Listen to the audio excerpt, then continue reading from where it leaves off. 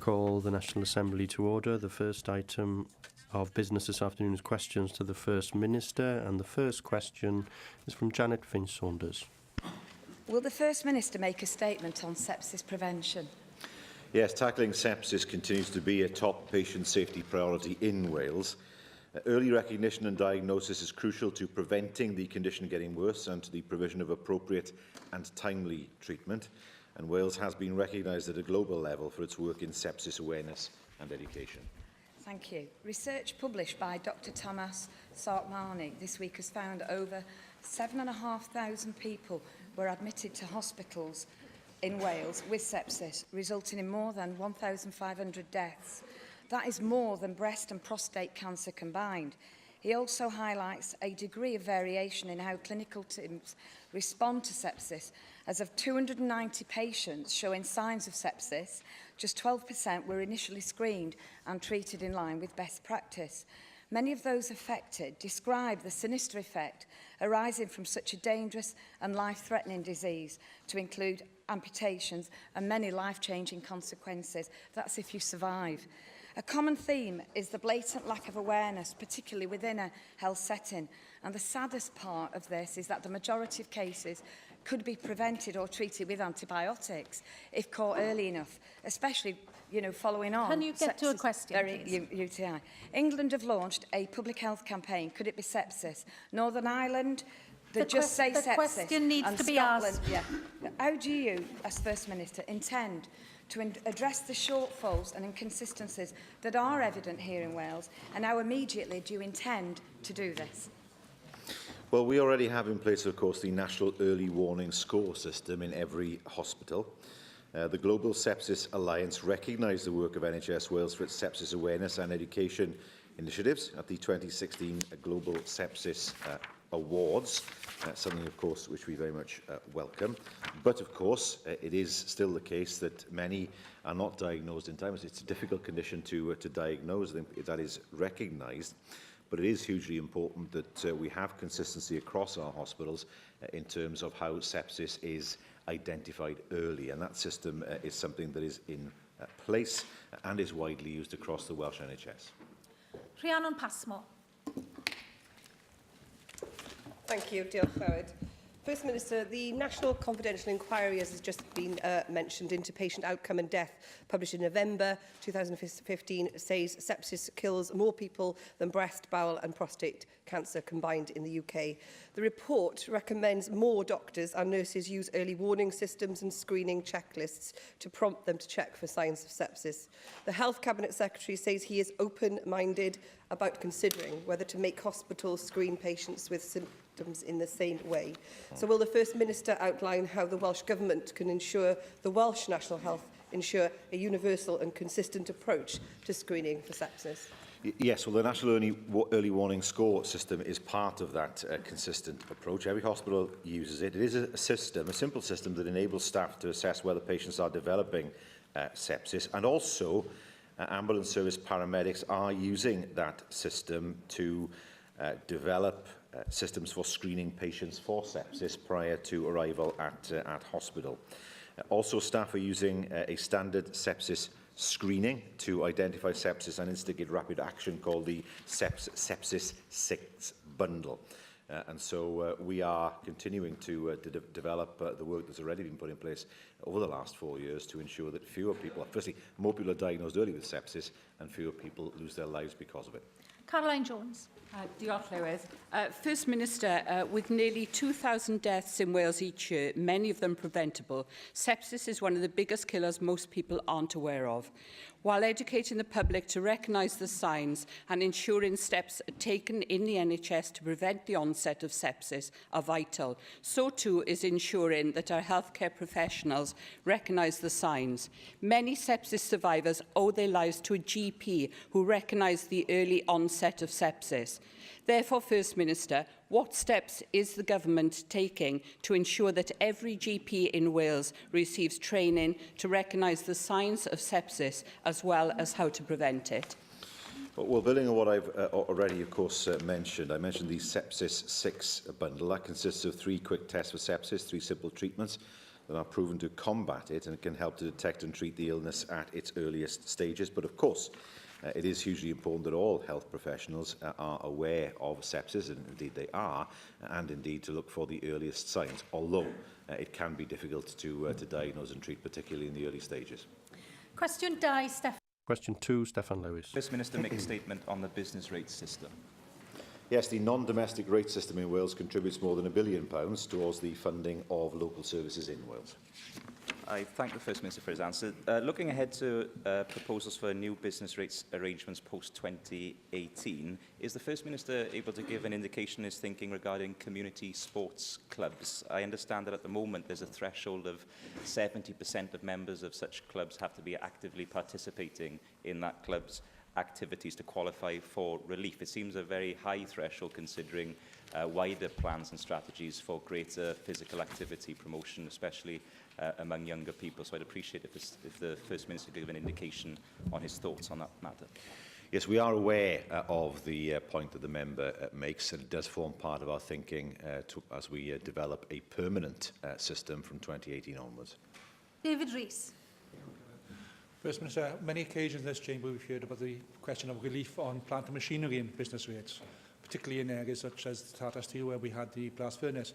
Has your government actually given any further consideration of looking at the relief of plant and machinery in the business rates to ensure that investment can come into the industries, such as the steel industry, and will not be penalised as a consequence? It is something that we've looked at with the Valuation Office Agency. It is a highly complicated area. What we have done instead, of course, is to put on the table a more generous package for Tata than business rate relief would offer. So I would argue that what we have on the table goes well beyond what business rate relief on plant and machinery would be able to offer in the first place, especially given the complexities and the time it would take to put such a system in place. Russell George. In light of your answer to me last week, First Minister, saying that you would be able to give full consideration after the autumn statement to increasing funding for support to small businesses, how will your government use the budget consequentials from the Chancellor's announcement that he will extend rural rate relief to 100%, giving small businesses in England a tax break of worth up to £2,900?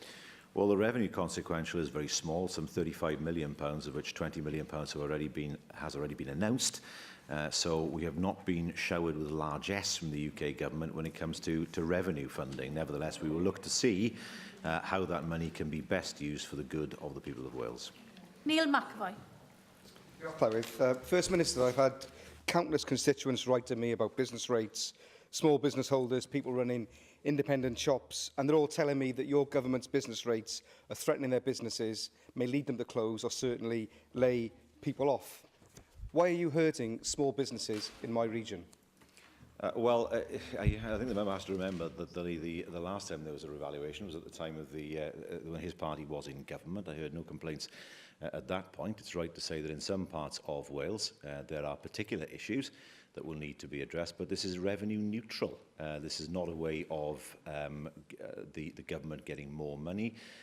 This is a way of rebalancing the business rates system without there being a net gain to government. That said, of course, we recognise that there will be some parts of Wales where things are difficult, and that's why we've already announced a transitional relief scheme of £10 million, and we will look to see what else we can do in order to smooth the transition process. Questions now from the party leaders. Leader of the UKIP group, Neil Hamilton. The government will be represented at the Supreme Court hearing next week on the case involving Article 50, and that's perfectly reasonable. The Welsh Government's views should be presented to the court. But what instructions will be given to Counsel for the Welsh Government? Will he be, or she be, supporting the government of the United Kingdom, or will he or she be supporting the claimants against the government of the United Kingdom? I.e., will he be helping to facilitate the wishes of the British people as expressed in the referendum on the 23rd of June, or the opposite? Neither. The Welsh Government will be representing itself, and the instructions to Council will be given on the basis of representing the Welsh Government's position. This is not to do with preventing Brexit. It's to do with making sure that constitutional law is observed. Well, there is an argument, of course, as to what constitutional law requires in this particular instance. What I'm trying to elicit from the First Minister is on whose side is he going to be, on the view which is held by the United Kingdom government or the view held by counsel for Mrs Miller, who is the applicant in this case. There are sound legal arguments for saying that an explicit vote of the House of Commons is not required before triggering Article 50.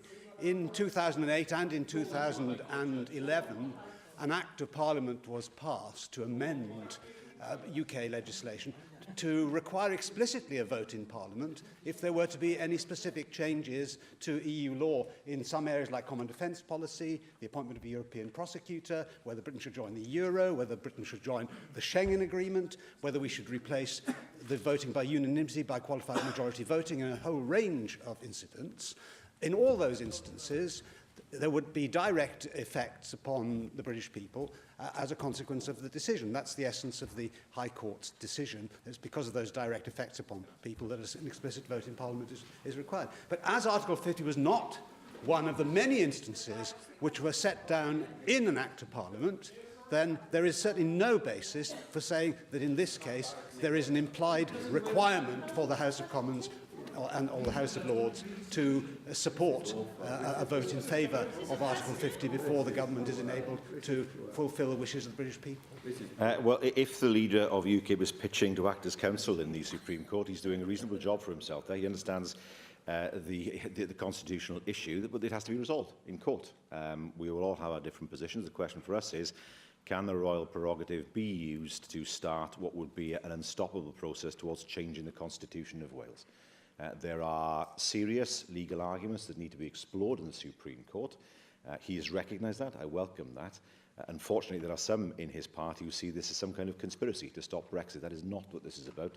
This is about ensuring that an important constitutional legal principle is examined and judgment given on that, not just for Brexit, but of course this could be used in the future for other issues as well. Indeed, and so what I'm trying to elicit from the First Minister, and which he still has not given an answer to, what will Counsel for the Welsh Government actually be saying in the course of these proceedings? Because Counsel for the Government said nothing in the High Court at all. Is it intended that Counsel for the Welsh Government will say something in the Supreme Court hearing? And if so, will he be arguing against the case of the United Kingdom Government that we should go ahead and trigger Article 50 as soon as possible without complicating matters by having further votes in Parliament? Well, I mean, he's perfectly welcome to read the grounds, which are public, and he will see the case that we make. We represent ourselves. We are not there to back one side nor the other, but to put a case on behalf of the people of Wales in terms of what constitutional principles should be followed. It just so happens that Brexit is the issue, but there could be any other issue where this constitutional principle would need to be examined, so it's important that it's examined now. Arweinydd Plaid Cymru.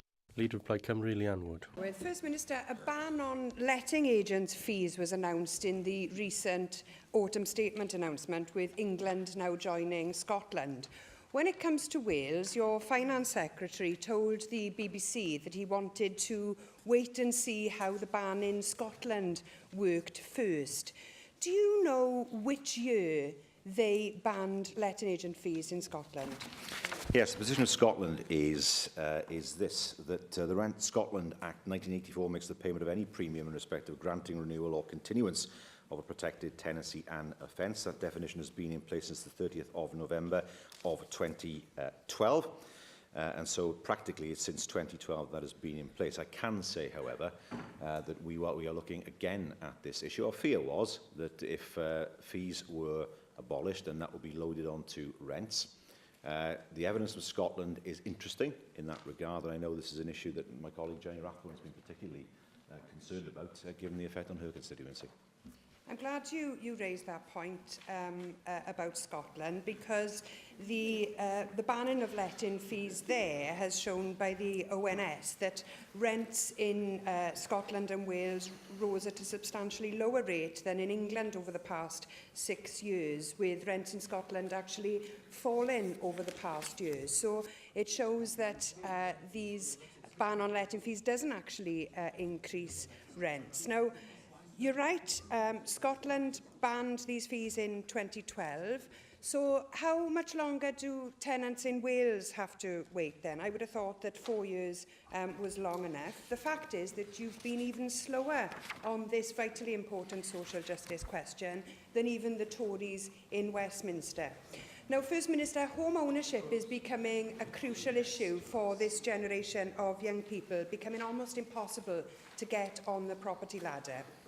Getting their rent paid is now the top priority. And in the rented sector, moving home can bring about a set of unjustified fees, with Shelter Cymru's mystery shopping exercise a few years ago suggesting that it can cost up to £1,000 extra. Unless action is taken, it'll only be Wales that will have these let-in fees. I would welcome a firm commitment from you this afternoon, First Minister, explaining to us how you are going to ban these let-in agent fees. Will you give us that commitment today? I can say this is something that is actively under consideration. I understand the point that she makes. It would look strange for Wales to have letting agent fees while England and Scotland didn't. There is some evidence now from Scotland that the effect in terms of increases, in terms of rental increases, was not as great as was feared, and that is something that will play in very strongly to the action we will take over the next few months. First Minister, last year, Plaid Cymru tabled amendments to the Rent in Homes Bill, but you declined at that point to take up the opportunity to ban excessive let-in fees, apparently against the wishes of your own backbenchers. And banning excessive letting agency fees is not the only issue that your backbenchers have wanted to vote with Plaid Cymru amendments to improve legislation. We've wanted to ban 0 hours contracts in social care. But there always seems to be an excuse, First Minister. Either you don't have the power, or the amendment wasn't drafted correctly, or my favourite, we haven't consulted on the issue, even after 17 years of being in power. Why is it, First Minister, that when Plaid Cymru tries to implement policies that help those on the lowest incomes get out of poverty, your government votes against us? Well, I do remember that her party was in government for 4 years, which is often conveniently forgotten. And there will be issues, the issue of 0 hours contracts attached to the Social Services Bill, if I remember rightly, was an issue. The fear was the entire bill would be referred to the Supreme Court. Not an issue of disagreement on principle, and not in the slightest, far from it. We're at the same place when it comes to 0 hours contracts. In the same way, we will revisit the issue of letting agents' fees in the light of the evidence that is there from Scotland through Shelter. And it is right to say that it would look unusual for Wales to have letting agents' fees with England and Scotland not. The concern that we had that this would simply be added to rents appears from the evidence in Scotland now to be less of a concern than before. Arweinydd y Ceidwad. Leader of the Welsh Conservatives, Andrew Davies. Officer. First Minister, if I could return to the first question today on sepsis, and I'd like to commend my colleague Angela Burns, who now chairs the all-party group on this particular issue. After going through some pretty horrendous experiences herself, she's able to bring those personal experiences to the table. This is an issue that obviously through recent media coverage really has come to the forefront of people's thinking, but has been quietly lurking in the background in health professionals' minds for quite some time. And in fairness to the Welsh Government, they've brought forward a strategy to try and tackle some of the areas that people do face when they present and want to be assessed in hospital. But it is a fact that only 1 in 10 people are receiving the right treatment and the right assessments in hospitals.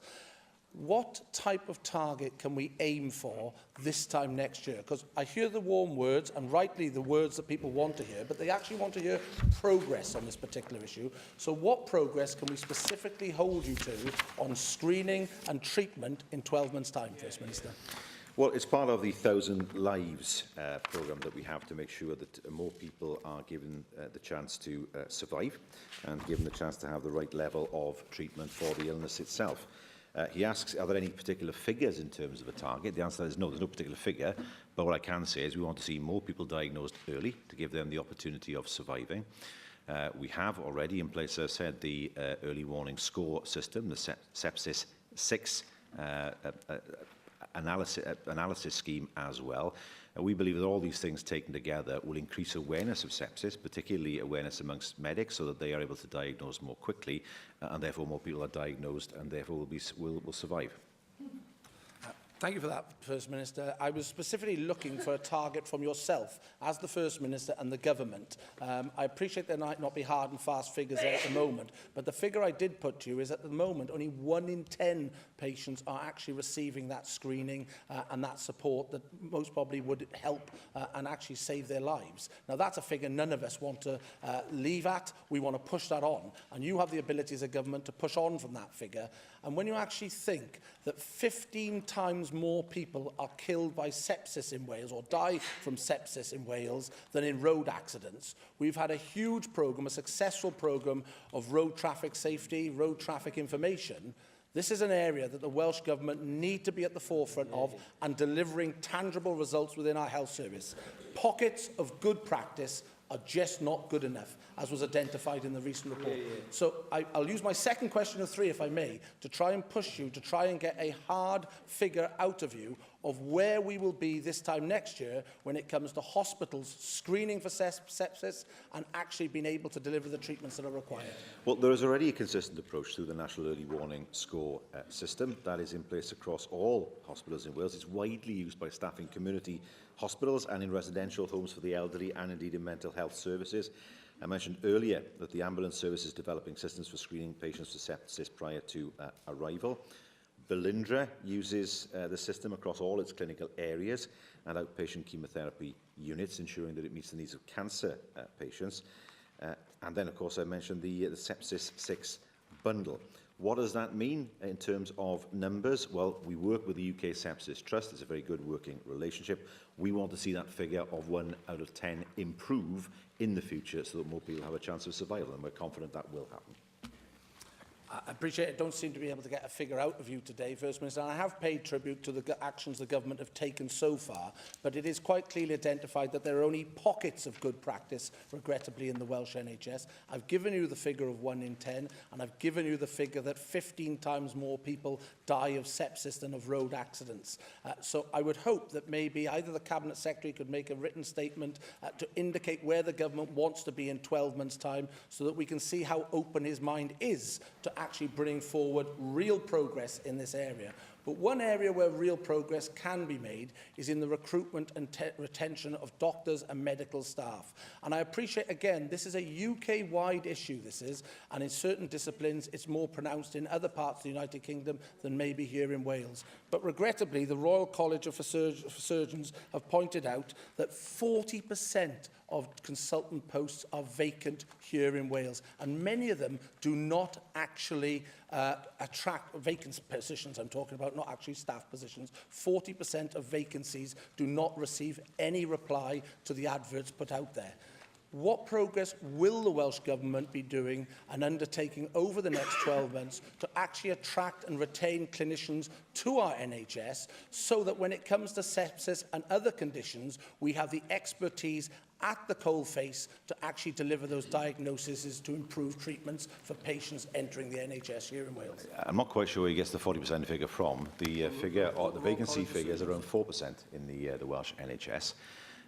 We continue to be proactive in our recruitment. We've been in London and Harrogate at events recently in order to present Wales as a good place to be a doctor. We've had, at the last count, 280 very hard and solid responses and inquiries to our campaign. It's a very good campaign. And we are confident that we will be able to attract the physicians at all levels and surgeons at all levels into the Welsh NHS to make sure that our people get the service that they require. Question 3, Russell George. Question 3, Russell George. Will the First Minister make a statement on the Welsh Government's role in the formation of local development plans? Yes, the Government proactively engages with local planning authorities to ensure a national planning policy as set out in PPW and associated TANs is appropriately reflected in LDPs. Thank you for your answer, First Minister. You will be aware that the Welsh Government publish letters to Chief Planning Officers which supplement Welsh planning policy in Wales. Can you confirm whether or not these letters constitute Welsh Government planning policy which local authorities are obliged to follow, or whether they are merely guidance and advice which can be accepted or rejected in the formation of LDPs?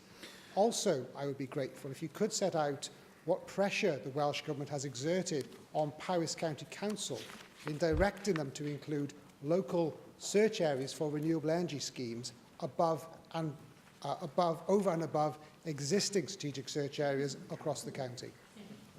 Well, we have not directed Powys Council to amend their LDP. Government officials have engaged with Powys County Council to provide advice and guidance on national policy, including renewable energy, and including responding at formal consultation stages.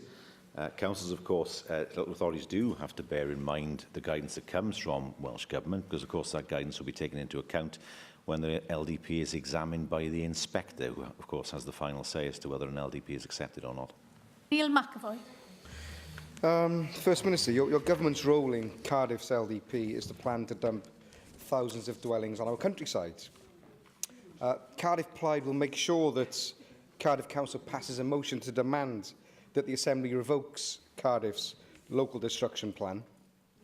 Will you support that motion to save Cardiff's green fields? It's a legal nonsense as well, he knows. He doesn't like income as much, does he? You know, it's one of the things that we do notice about him. He doesn't like people coming to live in Cardiff, and perhaps he has to consider which party he should be a member of, but that's a matter for him. The reality is that it's for local authorities to adopt their LDPs. It's for local authorities to decide what to do with their LDPs. The Assembly has no legal role or power to rescind the LDP of a local authority, nor can there ever be a vote on the floor of this chamber to rescind an LDP. It's a matter of local democracy that a local council can produce its LDP, taking into account national planning policy and taking into account what the inspector says as part of that LDP process. And that's exactly what Cardiff Council have done. Cwestiwn 4. Question 4, David Rowlands. Diolch, Lewis.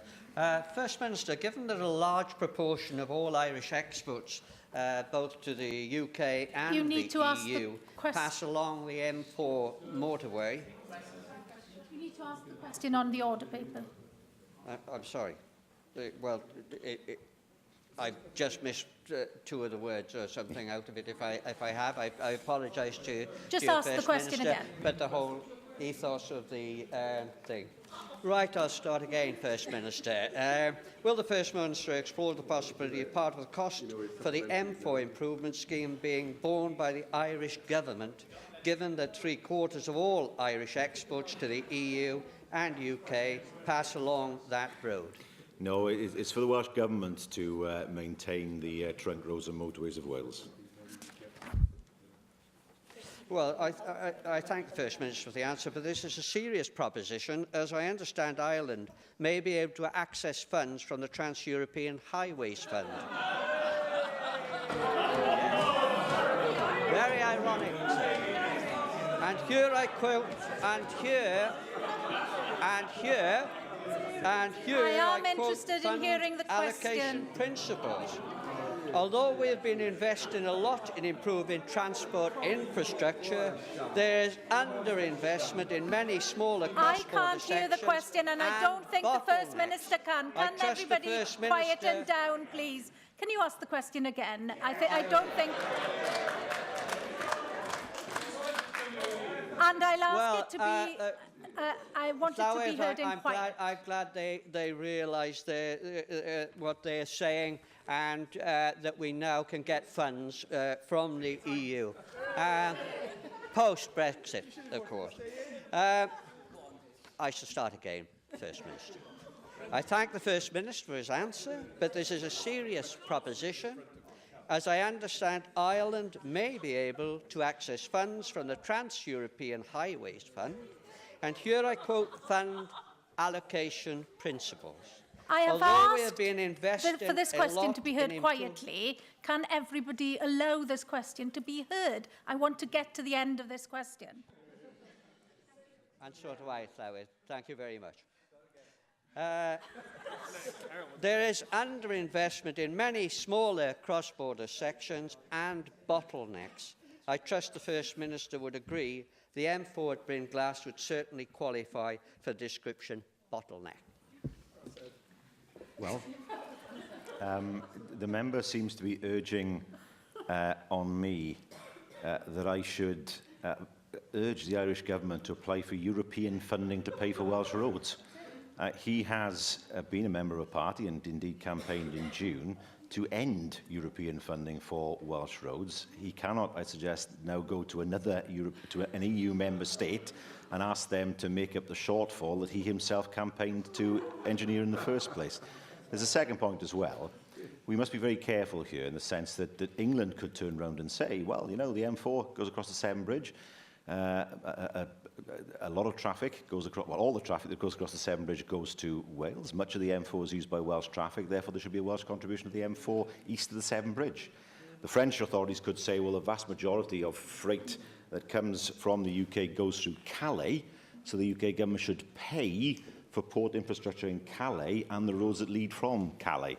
Where does the argument end? No, we have to be responsible for the maintenance and upkeep of our own roads in our own countries. Diolch, Gawydd. This is a surreal question, even by the standards of this year. But I must say, Mr Owens' question is reminiscent of a chap that once had a plan to build a wall around his country and bill his next-door neighbours for the work.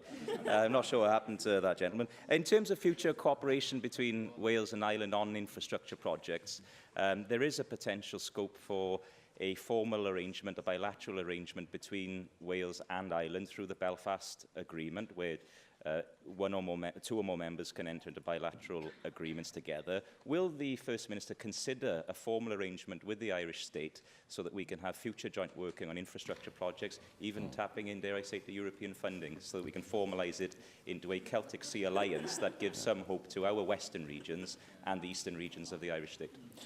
Yes, the Celtic Sea Alliance is based on, I think, the cooperation between Norway and Sweden as a model as to how that would work. It is likely that we will lose Interreg funding as far as Wales is concerned, which will have an effect particularly on our ferry ports, and I'm keen to explore new relationships around the Irish Sea, whether it's with the Republic, Northern Ireland, with the Isle of Man, to see how we can help to ensure that there is minimal disruption when the UK leaves the European Union. And of course, the British-Irish Council is a useful body in terms of exploring some of these issues with those countries that border the Irish Sea. Question 5, Jenny Rathbone.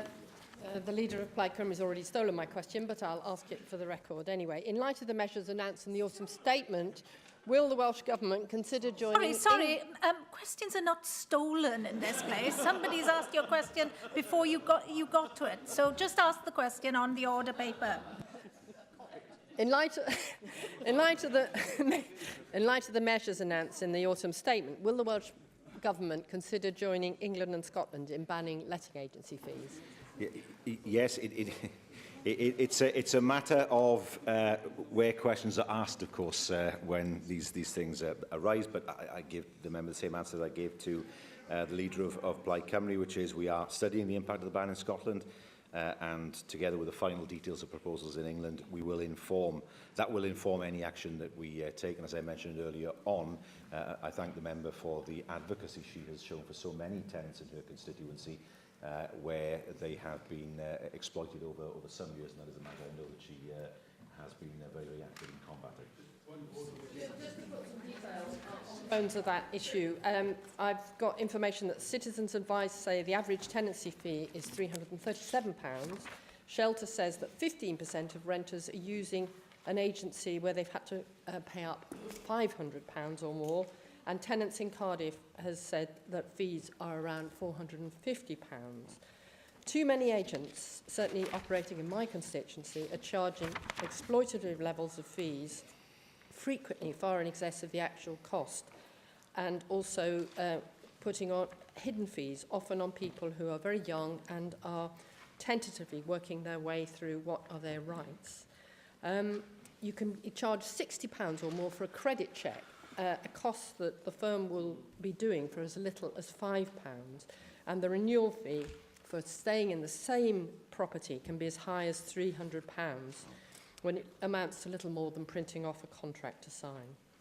So too many unscrupulous agents have got away with excessive fees and double charging landlords. And I just want to refer the First Minister to report from Shelter's research that shows that it isn't just the ONS, that landlords in Scotland were no more likely to have increased rents since 2012 than landlords elsewhere in the UK. So can you confirm that the Welsh Government has not ruled out action to prevent letting agents charging exorbitant and hidden fees? Yes, I can confirm that. The member, of course, makes a strong case for the abolition of such fees. I know that the Minister is actively looking at how this can be taken forward in the future and examining the emerging evidence from Scotland. Bethan Jenkins. First Minister, there seemed to have been some confusion at the time when we debated this previously in the previous Assembly over whether you had the powers or not.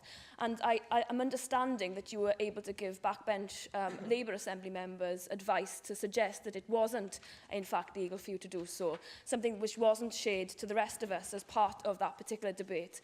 I'd like to ask here today, First Minister, if you're minded to bring forward any future debate or any future legislation, if you could put forward that advice to the Assembly so that we can analyse it independently, so we can assess the way forward, because we seem to be hearing one thing from backbenchers and another from government. The member's not a member of the group on this side of the chamber, and how she's aware of what was and wasn't said is a matter of her. But what I can say is that anything is potentially open to challenge because of the inadequate nature of a devolution settlement, which is why, even though the opportunity hasn't been grasped properly by the UK government, we need to make sure there is greater clarity. We will look to proceed on the basis that we will do for the people of Wales what is proposed in England and in Scotland. The fact that the UK government in England, I would argue, has already conceded in any event that they believe this is devolved, because they've only talked about England in this regard, is something that is, of course, helpful to any future potential reference to the Supreme Court. David Melding. First Minister, I mean, these fees are something of a horror. There aren't many goods and services we actually get charged for the process of purchase. And there's clear support all around the House for action to be taken on this. But these fees do distort the market. They're a disincentive to the mobility of labour. And the clear experience in Scotland is that the charges would be absorbed by those offering homes to rent, which is where they've traditionally been. I don't argue against what the member has said. That evidence that Shelter has produced in terms of Scotland is useful and strong evidence that will inform the way forward as far as Wales is concerned. Question 6, Gareth. Question 6, Gareth Bennett. What discussions has the Welsh Government had with rail authorities about delays to services caused by compacted leaves on the line? Well, this isn't, of course, a devolved issue, but underperformance by Network Rail in providing quality public services is not acceptable. We will continue to call for devolution of rail power so we can have greater accountability for railway services provided in Wales. Thanks for that, First Minister. Yes, I'm aware it's a problem that is essentially dealt with by Network Rail. Are there regular channels of communication between the Welsh Government and Network Rail?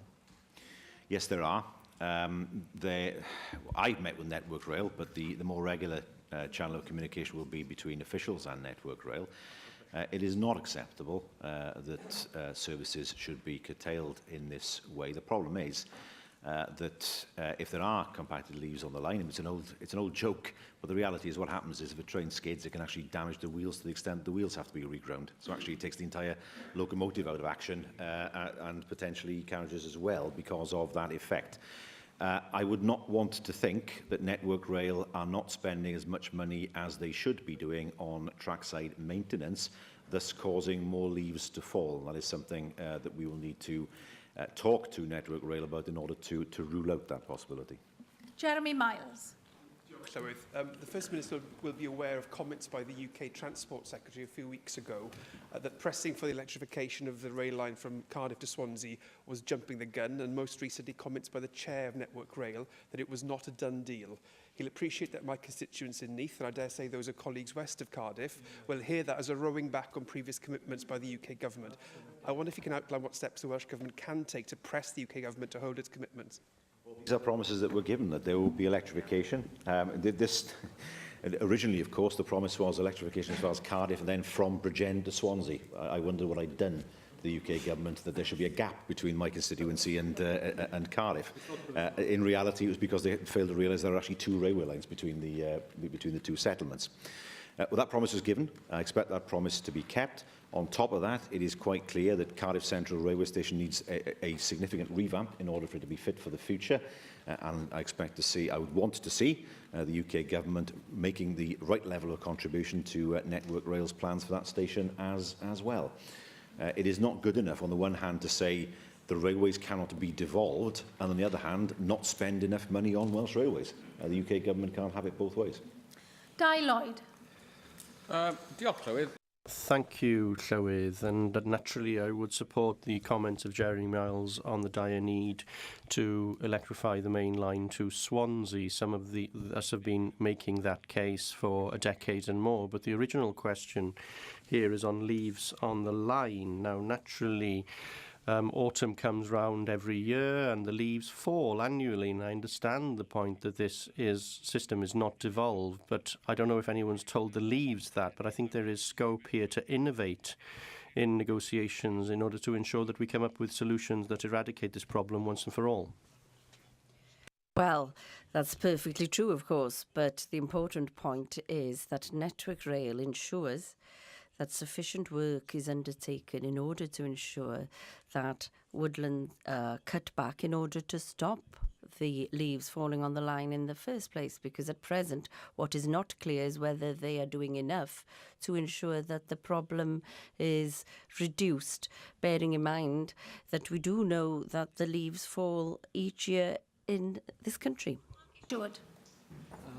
I contacted Arriva Trains Wales after disruption to services on the Wrexham-Bicester line at the end of October caused by leaf fall and weather conditions. They replied that they've been trying to overcome the issue for a number of years and working in partnership with colleagues on the line to try and reduce the effect to their customers. They produced a paper in March of this year, supported by local user groups, bodies on the line, but unfortunately it wasn't supported by the Welsh Government. Why was that, First Minister? It's not correct. What he is suggesting, he points out actually something, that there's a weakness in the system. That is that the rail track operator and owner is divorced from the actual train company. But that is a system his own party put in place. It would be a far better system, to my mind, where the train operating company and the rail track operator and owner were one and the same body, so one can't blame the other if there are any disruptions to services. But that is a system his party put in place and want to preserve. Question 7, Nick Ramsey. Question 7, Nick Ramsey. How does the First Minister plan to utilise additional funding for Wales resulting from the autumn statement? Well, our focus will be on restoring in part the previous cuts to our capital budget imposed by the UK government and delivering our investment priorities as set out in Taking Wales Forward. Thank you. First Minister, the autumn statement will deliver over £400 million over the next 5 years for infrastructure. Good news. Will you make sure that all areas of Wales benefit from this extra funding, including rural areas like Monmouthshire, my constituency, which receives one of the lowest local government settlements, but which would really benefit from additional investment in infrastructure projects and projects like the Cardiff City deal and the South Wales Metro? Well, Monmouthshire is part of both projects, of course. Monmouthshire is part, and an active part, of the Cardiff City, Cardiff Capital Region deal. And certainly the leader of Monmouthshire has been somebody who's been very proactive in moving that deal forward. And also the Metro. There are opportunities for Monmouthshire to benefit from the Metro, particularly as we look to improve bus services and possibly light rail services into his constituency in the future. Lynette Morgan. The government's autumn statement demonstrated a very blasé attitude by the Tories towards an impending care crisis and their failure to provide for our increasingly ageing population means that there will be huge pressures now on the NHS. Will the First Minister make a commitment to work very closely with the Welsh Local Government Association to make sure that such a crisis does not occur in Wales? Yes, absolutely. We already spend 6% more per head on health and social services in Wales than is the case in England. We never saw the sense of taking money from social services in order to plug gaps in health funding, which is what England did. You can't divorce one from the other, and we will continue to ensure that there is sufficient funding for both. Adam Price. Some of the autumn statement money in England is going to be used to build hyper-fast broadband capability through fibre to the premises.